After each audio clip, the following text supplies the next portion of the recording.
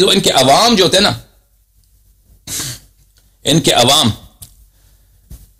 کی کیا تعصب ہے میں آپ کو سناؤں. میں مختصر کر کے بہت یہ باتیں آپ کو سناتا ہوں. یہ باتیں بہت طویل ہیں، اس کے باتوں کے دلائل بہت زیادہ ہیں.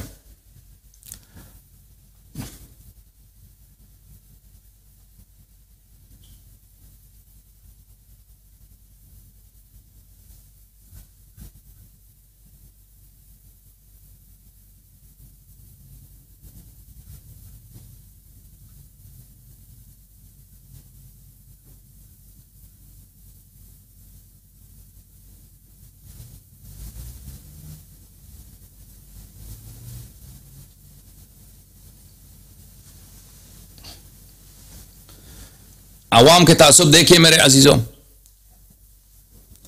یہ کتاب ہے تذکرۃ الحفاظ جزء ثالث، چاپ حیدرآباد دکن. یہاں پہ ملاحظہ فرمائیے، ابن سقہ الامام الحافظ الامام محدث واسط، شہر واسط عراق میں سب سے بڑا، اس زمانے میں سب سے بڑا محدث، سب سے بڑا عالم تھا ابن سقہ. وہاں پہ یہاں پہ اس کا واقعہ نقل کرتے ہیں، واتفق انه املا حدیث الطیر فلم تحتمله بنفوسهم فوثبوا به واقاموه وغسلوا موضعه.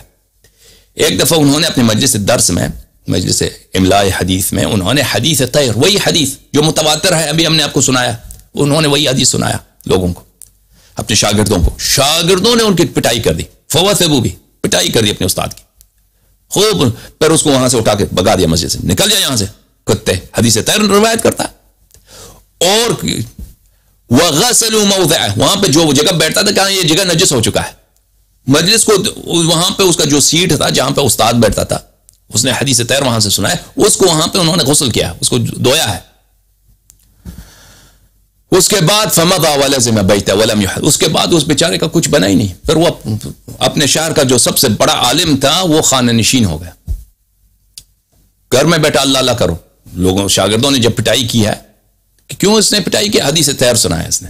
حدیث طیر وہ حدیث جس کے متعلق ذہبی نے ابھی اس کے طرق بہت ہی زیادہ ہیں، متواتر. کیوں؟ احبیت امیر المؤمنین علیہ السلام.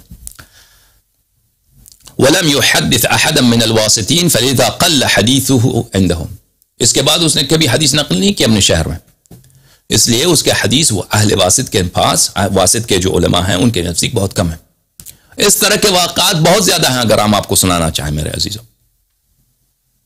میرے عزیزوں، بس کیا بنا؟ علماء خود متعصب، عوام بھی متعصب، گورنمنٹ بھی متعصب.